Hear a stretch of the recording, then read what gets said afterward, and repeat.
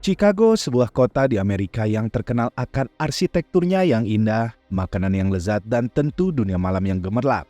Namun sayang semua itu juga diimbangi dengan tingkat kriminal yang cukup tinggi di kota itu. Sepanjang malam pihak kepolisian setempat tak henti-hentinya menangani berbagai kasus kriminal yang terjadi, mulai dari penembakan, sabung ayam, judi online sampai ke togel independen.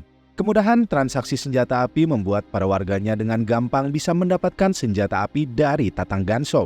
Hal itu jelas berimbas kepada para petugas medis yang selalu mendapat pasien BPJS setiap harinya dikarenakan banyaknya korban penembakan dari para kriminal di kota itu. Paul adalah seorang dokter ahli bedah di salah satu rumah sakit di wilayah itu. Paul sendiri adalah dokter yang sangat berdedikasi dalam pekerjaannya. Ia selalu berusaha untuk menyelamatkan nyawa dari pasien yang dirawatnya, entah itu orang baik ataupun sebaliknya.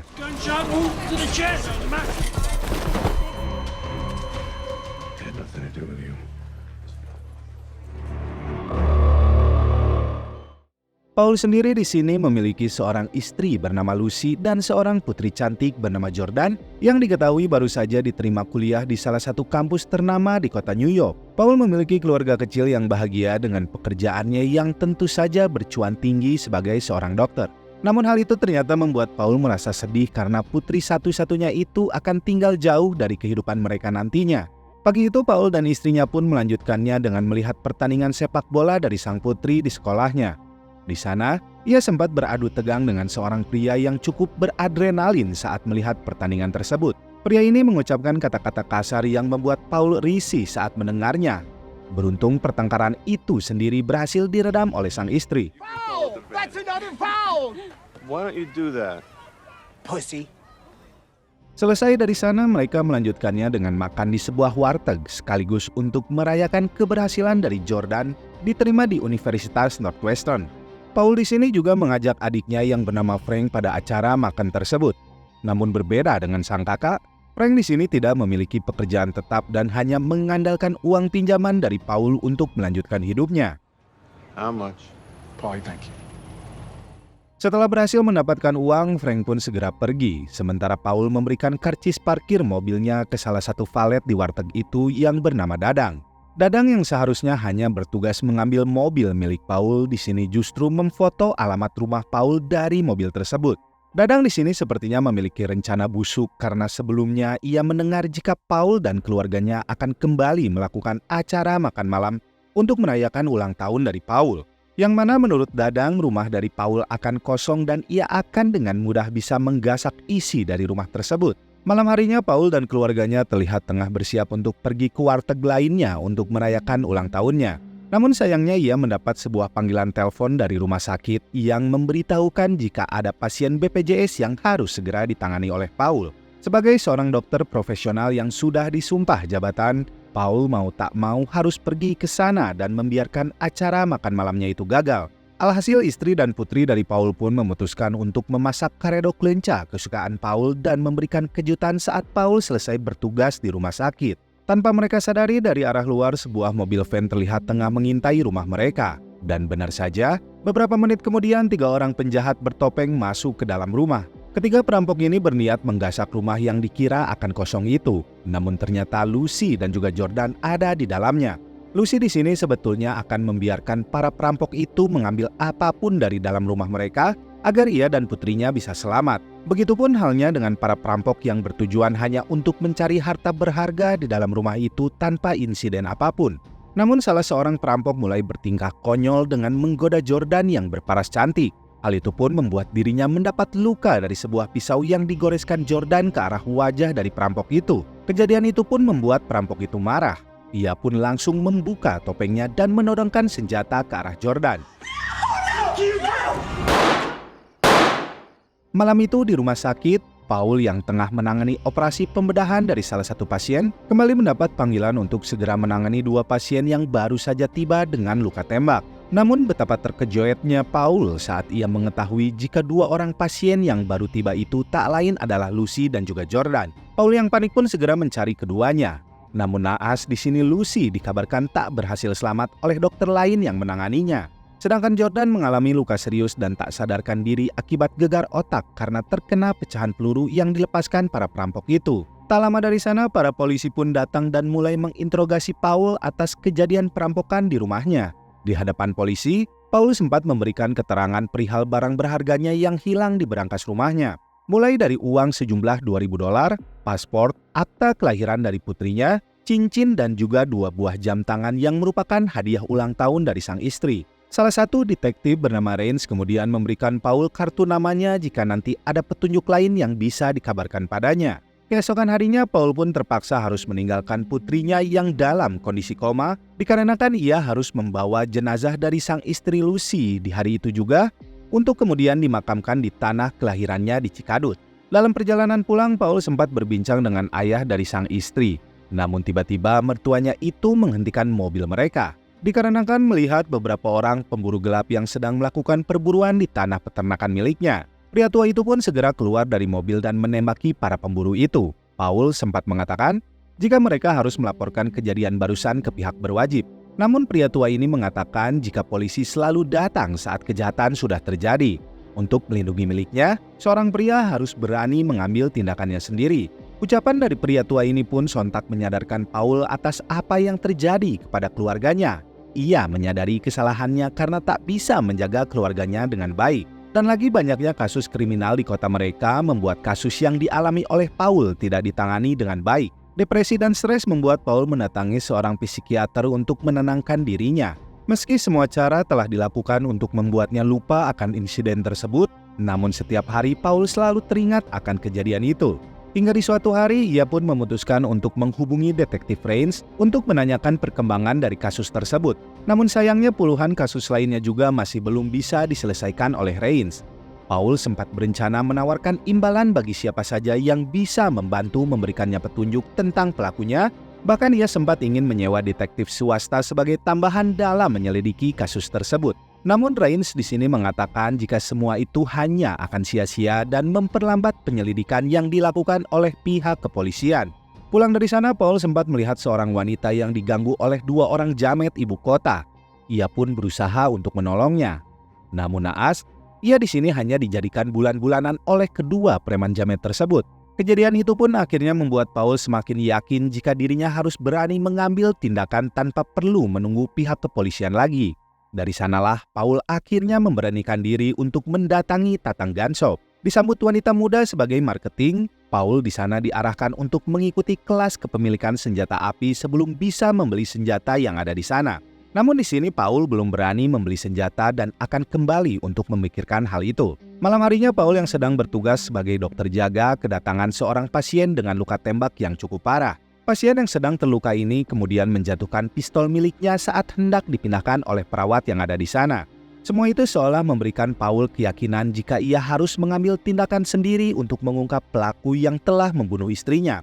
Tanpa pikir panjang, Paul pun mulai melatih tembakannya dengan pistol yang diambilnya di rumah sakit sebelumnya.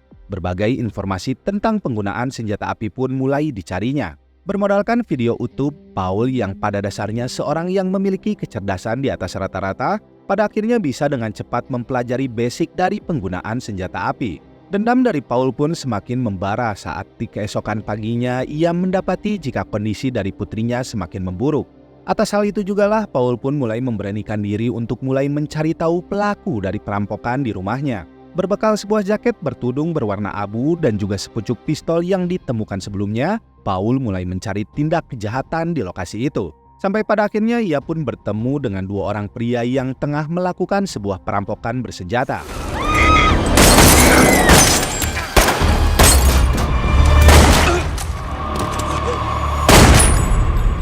Untuk menghilangkan jejak, Paul pun segera membuang jaketnya dan berlari menjauh dari lokasi kejadian. Namun tanpa ia sadari, ada seorang wanita yang merekam semua kejadian tersebut. Seperti biasa, para polisi pun datang setelah kejadian terjadi. Detektif Rains juga datang bersama rekannya yang bernama Jackson. Mereka berdua mulai menanyai para saksi di lokasi kejadian termasuk si wanita yang merekam barusan. Aksi dari Paul itu malah menarik simpati dari para warga. Ia bahkan disebut sebagai malaikat pelindung karena telah menyelamatkan nyawa dari salah satu korban.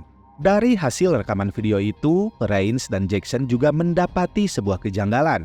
di mana pria bertudung di dalam video terlihat tidak cukup mahir dalam menggunakan senjata api. Hal itu terlihat di dalam video di mana si pria bertudung ini mengalami luka pada bagian tangannya saat sedang melakukan aksinya diakibatkan recoil dari senjatanya sendiri. Sementara itu, Paul sendiri langsung membersihkan pakaiannya di malam itu.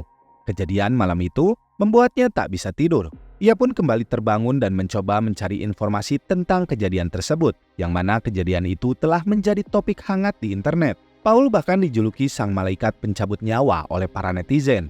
Ia bahkan menjadi kagum pada dirinya sendiri ketika melihat rekaman dari kejadian malam itu yang direkam oleh si wanita di lokasi kejadian.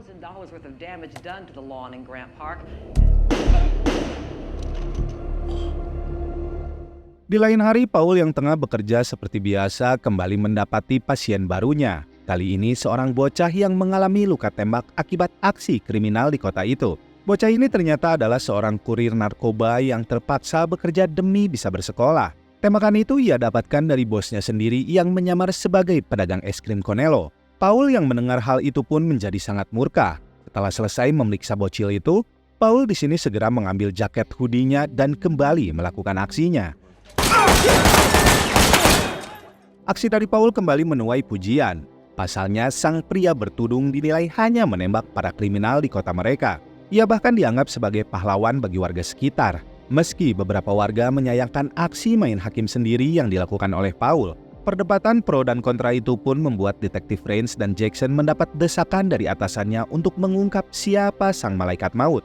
Mereka akhirnya kembali mendatangi lokasi kejadian.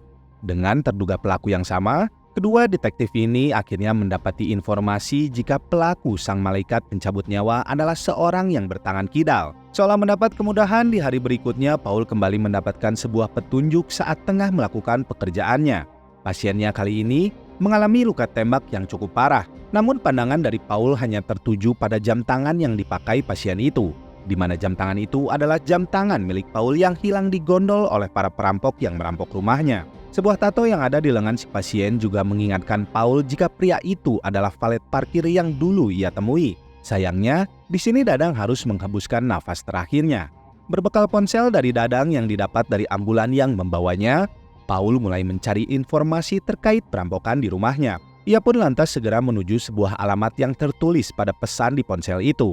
Namun, Frank tiba-tiba muncul. Ia di sini berencana mengajak makan malam kakaknya itu sekaligus untuk menghiburnya. Di sini Paul pun menolak ajakan itu dengan berbohong dan mengatakan jika akan ada rapat yang harus dihadiri. Setelahnya Paul kembali melanjutkan aksinya. Kali ini ia mendatangi sebuah bar remang yang merupakan tempat para kriminal menjual barang curian mereka. Bar ini bisa dibilang sebagai tempat penadah. Paul kemudian berpura-pura jika sedang mencari sebuah cincin untuk istrinya.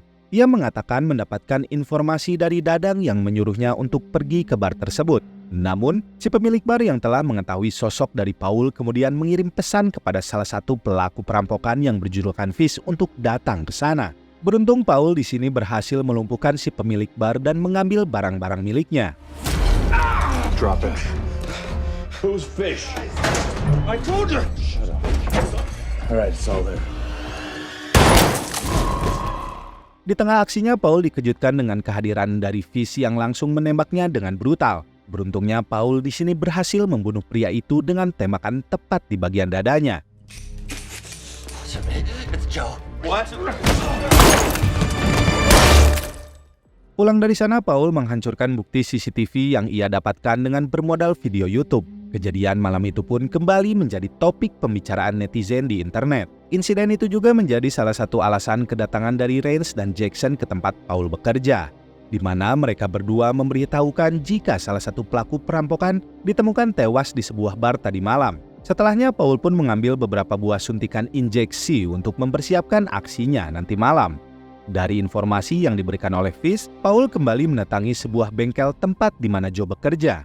Di dalam sana, ia langsung bertemu dengan Joe yang mana adalah salah satu pelaku yang merampok rumahnya. Tanpa basa-basi, Paul langsung menginterogasi Joe dan mendapatkan nama lain yaitu Knock. Namun Joe mengaku tidak terlalu mengenal sosok dari Knock dan tidak tahu di mana harus mencari pria itu. Karena telah mendapatkan apa yang dicarinya, Paul pun segera pergi setelah membunuh Joe dengan sadis di dalam sana. Friend Fish is already dead. Who else was there? No one, man. Joe. I don't know anything else. That's his name, Knox! I believe you, Joe.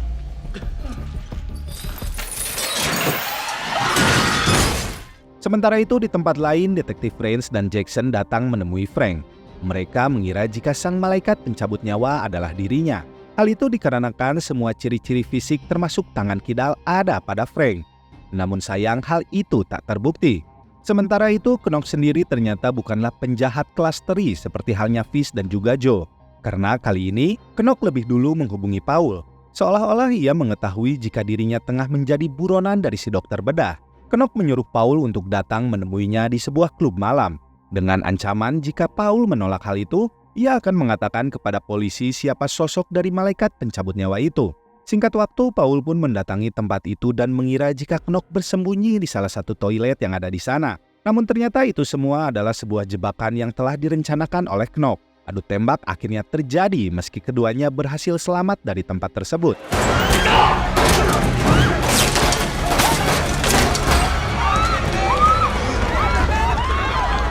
Knox yang selamat kemudian dibawa ke rumah sakit tempat Paul bekerja. Di sana, Knox mengaku sebagai korban dan melaporkan hal itu ke pihak kepolisian. Rains dan rekannya Jackson pun segera ke sana dan mendapatkan informasi jika pelakunya adalah si pria bertudung yang tak lain adalah Paul.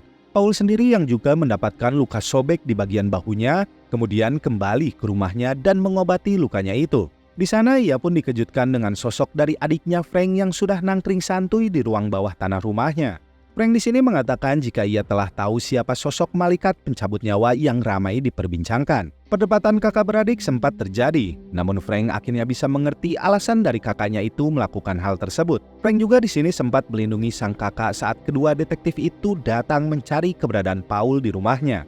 Beberapa hari kemudian, Paul kembali ke rumah sakit untuk menjemput Jordan yang dinyatakan sudah membaik dan bisa dibawa pulang. Di tengah perjalanan, Paul dan Jordan sempat berada satu lift dengan Knox yang juga telah diperbolehkan pulang oleh pihak rumah sakit. Namun di sini Paul berpura-pura tidak mengenal Knox di hadapan putrinya. Seolah mengetahui jika Knox akan kembali datang, Paul memutuskan untuk kembali ke tatang gun shop dan membeli beberapa senjata. Malam itu firasat dari Paul pun terbukti. Paul yang hanya berada berdua bersama Jordan di dalam rumahnya, kemudian menyuruh putrinya itu untuk bersembunyi di bawah tangga rumah mereka dan segera menghubungi pihak kepolisian. Dan tak lama berselang, beberapa pria bersenjata lengkap mulai masuk dan menembaki rumah dari Paul. Berkat keterampilan dan pelatihan yang dilakukan Paul selama ini, ia terlihat mulai terbiasa menggunakan senjata jenis apapun. Hal itu dibuktikannya dengan menumbangkan satu persatu penjahat yang masuk ke dalam rumahnya. Do not come out. Stay in there. Kini yang tersisa tinggal Knox seorang diri. Namun kali ini Knox berhasil melukai Paul terlebih dulu. Beruntungnya Paul sempat memesan sebuah meja dengan laci rahasia dari salah satu iklan yang dilihat sebelumnya dan berhasil membunuh Knox saat itu juga.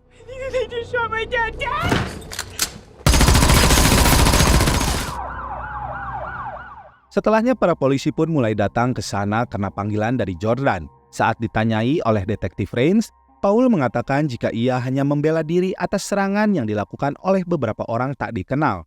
Semua luka yang ada di tubuhnya juga diakibatkan dari serangan barusan, termasuk luka di tangannya akibat dari recoil beberapa hari yang lalu. Semua senjata yang ada di rumahnya pun ia beli di hari kepulangan putrinya dengan alasan untuk berjaga-jaga jika kejadian yang menewaskan istrinya kembali terjadi. Semua pengakuan Paul itu memberikannya alibi kuat.